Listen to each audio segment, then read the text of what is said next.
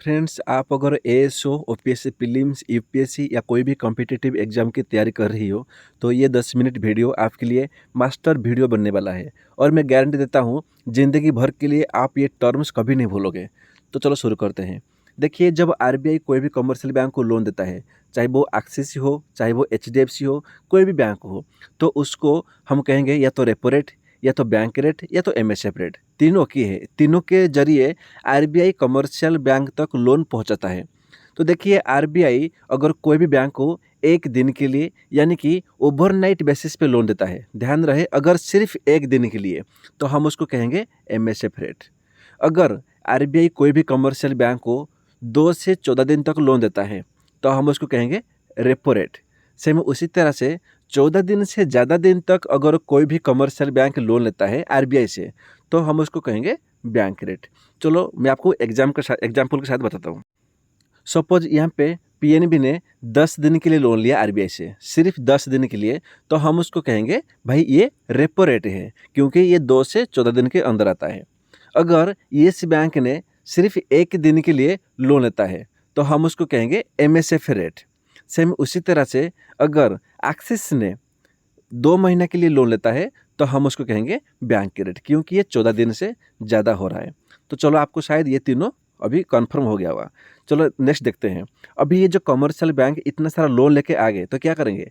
ये जाहिर सी बात है, ये जो लोन है वो तो कस्टमर को देंगे, पब्लिक को देंगे, क्योंकि पब्लिक को अगर लोन देंगे फिर तो ये जो कमर्शियल बैंक है ये आरबीआई को पैसा लौटाएंगे ना। रेट पे, जिस इंटरेस्ट रेट पे कमर्शियल बैंक पब्लिक को लोन देता है, वो आईसीआईसी हो, चाहे वो पीएनबी हो, चाहे वो एसबीआई क्यों ना हो, यानी कि आप लोग जिस रेट से बैंक से लोन लेते हो उसको कहते हैं बेस रेट। तो मैं दोबारा रिवाइज कर देता हूँ। आरबीआई अगर एक दिन के लिए कोई भी कमर्शियल बैंक को लोन देता है तो उसको कहते हैं एमएसएफ रेट। अगर 2 से 14 दिन तक कोई भी कमर्शियल बैंक को लोन देता है हम उसको कहेंगे रेपो रेट। सेम उसी तरह से अगर 14 दिन से ज़्यादा दिन तक कोई भी बैंक को लोन देता है तो हम उसको कहेंगे बैंक रेट। तो ये वो तीनों वो रेट है जो आरबीआई लोन देता है कमर्शियल बैंक को, यानी कि आप कह सकते हो कि कमर्शियल बैंक लोन लेता है आरबीआई से। लेकिन अगर पब्लिक लोन लेता है कमर्शियल बैंक से, यानी कि कमर्शियल बैंक अभी पब्लिक को लोन देता है, उसको कहते हैं बेस रेट। तो बहुत बच्चे इसको बैंक रेट कहते हैं, तो ये गलत होगा। बैंक रेट होता है आरबीआई अगर कोई भी कमर्शियल बैंक को लोन देता है वो बैंक रेट होगा। बेस रेट होता है अगर कमर्शियल बैंक कोई भी बैंक को, सपोज एसबीआई से आप लोन लिया है तो जो आपको लोन मिला है एसबीआई की तरफ से उसको कहते हैं बेस रेट। तो यहाँ पे देखो वही लिखा है, ये हमारा आरबीआई है, ये हमारा कमर्शियल बैंक है। सपोज ये हमारा एसबीआई है, ठीक है। तो अभी क्या है, जो आरबीआई अभी जो कैश दे रहा है यानी कि जो पैसा दे रहा है बैंक्स को उसको कहते हैं रेपो रेट। और उसको मिलता क्या है आरबीआई को? अगर वो पैसा दे रहा है तो बैंक उसको बोनस देगा, उसको इंटरेस्ट देगा। अगर आरबीआई से 10,000 करोड़ लिया है कोई भी बैंक, सपोज एसबीआई ने, तो एसबीआई ने सपोज उसको 10,000 लिया है तो ज़्यादा देगा ना भाई, इंटरेस्ट के साथ मिला के उसको 500 करोड़ 600 करोड़ एक्स्ट्रा देगा। तो इसको कहते हैं रेपो रेट। अभी देखते हैं रिवर्स रेपो रेट क्या है। देखिए, हमने पढ़ा था कि आरबीआई अगर बैंक को लोन देता है, ठीक है, यानी कि वो पैसा देगा और उसके बदले उसको इंटरेस्ट मिलेगा, तो हम उसको कहेंगे भाई ये हो गया रेपो रेट। लेकिन यहाँ पे उल्टा हो रहा है। यहाँ पे क्या है, बैंक कैश दे रहे हैं आरबीआई को, यानी कि जो कमर्शियल बैंक है वो लोन देंगे आरबीआई को। ये पीएनबी हो सकता है, ये हमारा एसबीआई हो सकता है, ये हमारा एचडीएफसी भी हो सकता है। अगर एक कमर्शियल बैंक लोन देता है आरबीआई को, यानी कि उसको कैश देता है, तो हम उसको कहेंगे ये रिवर्स रेपो रेट। रेपो यानी कि आरबीआई लोन देगा बैंक को, ये रिवर्स हो गया, उल्टा हो गया। अभी बैंक लोन देगा आरबीआई को, अभी आरबीआई उनको इंटरेस्ट देगा। जैसे रेपो में क्या होता था कि बैंक इंटरेस्ट देंगे आरबीआई को, यहाँ पे उल्टा हो जाएगा। यहाँ पे आरबीआई इंटरेस्ट देगा बैंक्स को। क्यों? क्योंकि आरबीआई ने खुद लोन लिया है कमर्शियल बैंक से। चलो अभी डिफरेंस देखते हैं कि रेपो रेट में और रिवर्स रेपो रेट में क्या क्या डिफरेंस है। देखो, सबसे पहले मीनिंग देखेंगे। यहाँ पे क्या लिखा है, repo rate is the rate at which the central bank, यानी कि इंडिया का सेंट्रल बैंक कौन है? आरबीआई है।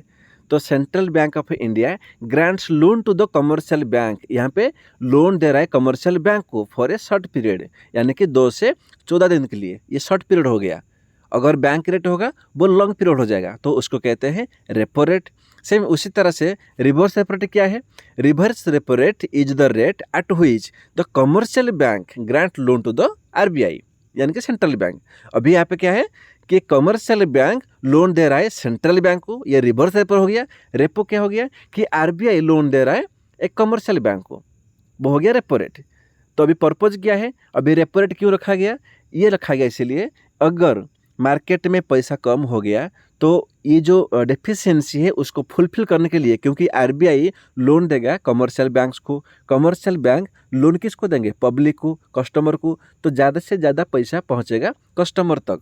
तो ये क्या है गया, ये डेफिशिएंसी को मेंटेन करने के लिए, इसको बंद करने के लिए रेपो रेट लाया गया है। अभी रिवर्स रेट को लाया, रिवर्स रेट मतलब to ensure liquidity in the economy, liquidity को इंश्योर करने के लिए लाया गया है रिवर्स रेपो रेट, यानी कि मार्केट में जब ज़्यादा पैसा हो जाएगा तो उसको खींचने के लिए, क्योंकि अगर ज़्यादा पैसा हो गया मार्केट में तो महंगाई बढ़ेगा, इन्फ्लेशन बढ़ेगा, उसको कम करने के लिए लाया गया reverse repo rate. Repo rate हमेशा हाई रहता है और जो रिवर्स रेपो रेट क्या है, ये थोड़ा कम रहता है रेपो रेट से। अभी रेपो रेट काम क्या है? इसका काम है इन्फ्लेशन को कंट्रोल करना। अगर मार्केट में महंगाई है तो उसको कंट्रोल करना। सेम उसी तरह से जो रिवर्स रेपो रेट है उसका काम क्या है? Money supply in the market, market में मनी सप्लाई करने के लिए।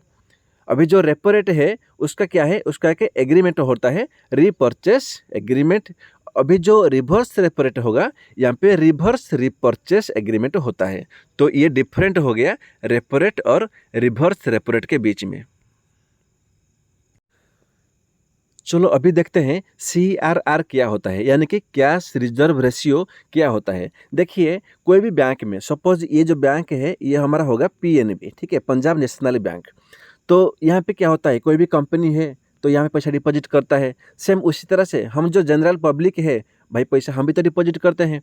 तो जितना पैसा डिपॉजिट होता है उसका कुछ परसेंट बैंक क्या करता है? सेंट्रल बैंक यानी कि हमारा जो आरबीआई है उसका पास में डिपॉजिट करता है, उसको कहते हैं CRR, कैश रिजर्व रेशियो। चलो अब आपको एग्जाम्पल दे रहा हूँ। सपोज कंपनी ने मिल के 50 करोड़ रुपया डिपॉजिट किया है, कहाँ पे? हमारा एक PNB बैंक में। सेम उसी तरह से जो जनरल लोग हैं, जो जनरल पब्लिक है, हमने भी मिलके 50 करोड़ हमने डिपॉजिट किया है, कहाँ पे? बैंक में। तो बैंक के पास कितना हो गया अभी? अभी बैंक के पास में 100 करोड़ हो गया है ना। तो 100 करोड़ में से अगर मान लो CRR 3% है, इसमें से 3% वो देगा सेंट्रल बैंक में, बाकी जो 97 करोड़ बच गया वो उसी को बैंक खर्चा करेगा। देखिए ये जो CRR है, एक कमर्शियल बैंक ये CRR को आरबीआई यानी कि सेंट्रल बैंक के पास रखता है, और जिसके बदले सेंट्रल बैंक कमर्शियल बैंक को लोन भी इंटरेस्ट भी नहीं देता है। इस जो पैसा जो डिपॉजिट करते हैं इसके बदले इनको कोई भी इंटरेस्ट नहीं मिलता है। तो देखो यहाँ पे सेम लिखा है, CRR एक इंटरेस्ट रेट होता है जिसको बैंक को डिपॉजिट करना होता है आरबीआई के पास में।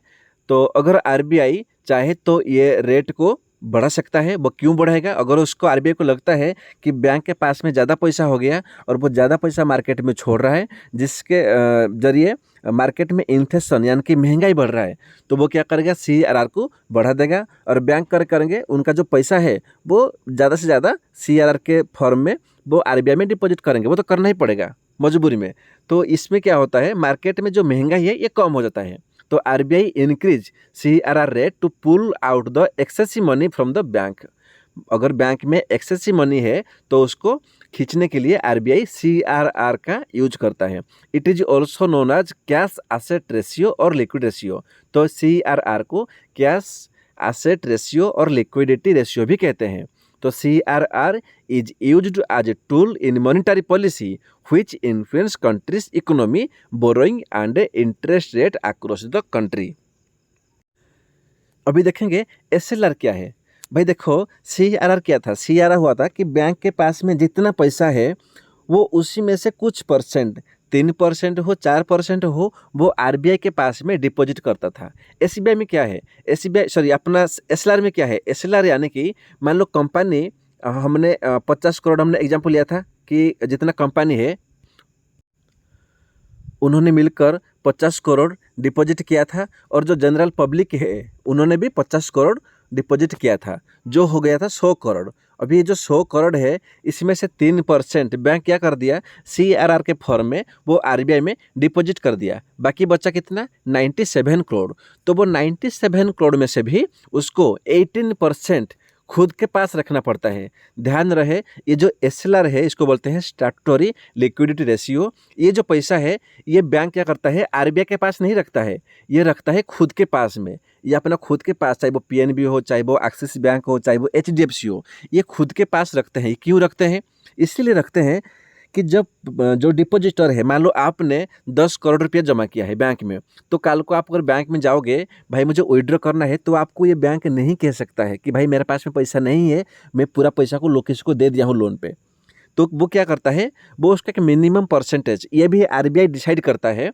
तो जैसे कि अभी 18% है, तो ये जो मिनिमम परसेंट, चाहे वो 15% हो, चाहे वो 17% हो, चाहे वो 18% हो, 1% जो RBI गाइडलाइंस के जरिए इनको दिया जाता है और वो उतना परसेंटेज अपने बैंक के पास में, यानी कि खुद के पास में डिपॉजिट रखते हैं, इसको सिक्योर रखते हैं, उसको कहते हैं SLR स्टैट्यूटरी लिक्विडिटी रेशियो। तो यहाँ पे देखो सेम लिखा है कि एवरी शेड्यूल्ड बैंक्स, चाहे वो कोई भी बैंक हो, शेड्यूल्ड बैंक हो, in India is required to maintain a minimum portion of their net demand time liability. जैसे कि वो कैश की फॉर्म में भी हो सकता है, चाहे वो गोल्ड की फॉर्म में हो, कोई भी फॉर्म में हो, लेकिन आपको जितना परसेंटेज बोला है RBI ने जितना आपको गाइडलाइंस दिया है कि इतना परसेंट आपको रखना पड़ेगा, तो ये लोग उतना परसेंट अपने पास रखते हैं, RBI के पास नहीं रखते हैं, ये खुद के पास रखते हैं। और इसका जो मैक्सिमम लिमिट है वो 40% है, मतलब 40% से ज़्यादा RBI इनका ऊपर चार्ज नहीं कर सकता है। तो चलो देखते हैं दोनों में डिफरेंस क्या है। तो यहाँ पे लिखा है कि CRR is the percentage of money which bank has to keep with central bank, यानी कि CRR वो मनी है जो एक बैंक को सेंट्रल बैंक यानी कि RBI के पास रखना पड़ता है। लेकिन SLR क्या है, SLR वो मनी है जो बैंक को खुद के पास में रखना पड़ता है। सेम ये जो CRR है, अगर जो मतलब RBI के पास रखते हो, ये क्या है, ये कैश की फॉर्म में रखना पड़ेगा, ये जरूरी है। लेकिन जो SLR है जो बैंक खुद के पास रखता है, ये चाहे वो कैश हो, चाहे वो गोल्ड हो, चाहे वो कोई भी हो, यानी कि कोई गवर्नमेंट सिक्योरिटी भी हो सकता है, मतलब नॉर्मल पेपर में, तो कोई भी फॉर्म में, लेकिन आपके पास में जितना लियाबिलिटी है आपको उसी के जितना परसेंटेज बोला है RBI ने, चाहे वो 15% हो, 20% हो, वो आपको रखना पड़ेगा। अभी ये लिखा है कि इट कंट्रोल्स, जो अपना CRR कंट्रोल करता है excess money flow in the economy. अगर मार्केट में ज़्यादा मनी हो रहा है जिसके जरिए मार्केट में इन्फ्लेशन यानी कि महंगाई बढ़ रहा है, तो उसको कंट्रोल करने के लिए CRR का यूज करते हैं। और SLR किस लिए, जब भी अनएक्सपेक्टेड डिमांड, कोई भी डिपॉजिटर यानी कि कोई भी कस्टमर अगर कोई भी किसी टाइम पे एक्सपेक्टेड डिमांड करता है, यानी कि वो आके तुरंत मांग ले, मुझे 10 करोड़ चाहिए, 15 करोड़ चाहिए, 20 करोड़ चाहिए, अगर पैसा वो रखा है, डिपॉजिट किया है, तो उसको देने के लिए जो कमर्शियल बैंक है, चाहे वो PNB हो, चाहे वो एक्सिस हो, चाहे वो HDFC कोई बैंक हो, वो खुद के पास में एक SLR डिपॉजिट करते हैं। नेक्स्ट डिफरेंस, ये जो CRR है वो RBI के पास रखना पड़ता है, और जो SLR है वो बैंक को अपने पास खुद के पास वो रखते हैं। और ये जो CRR है ये liquidity in the economy, market में जो लिक्विडिटी है ये इसको कम करता है, रेगुलेट करता है। सेम उसी तरह से जो SLR है वो इकोनॉमी में क्रेडिट को ग्रोथ करता है। और देखो, bank does not earn interest on amount deposit in CRR। अगर कोई भी कमर्शियल बैंक जो CRR डिपॉजिट करते हैं RBI के पास में, तो उसके बदले RBI इन लोग को इंटरेस्ट नहीं देता है। लेकिन जो SLR है, SLR पे वो लोग इंटरेस्ट अर्न कर सकते हैं। अगर आप गवर्नमेंट परचेज सिक्योरिटी किया है, सॉरी आपने गवर्नमेंट सिक्योरिटी परचेस किया है, या तो आपने गोल्ड रखा है, कोई भी चीज़ें, तो आपको उसी के ऊपर आपको इंटरेस्ट मिल सकता है। तो आशा करता हूँ ये वीडियो आपको अच्छा लगा होगा। अगर आपको पूरा टर्म्स यहाँ पे कवर हो गया आसानी से, तो प्लीज़ एक लाइक और एक सब्सक्राइब कर देना। जय हिंद।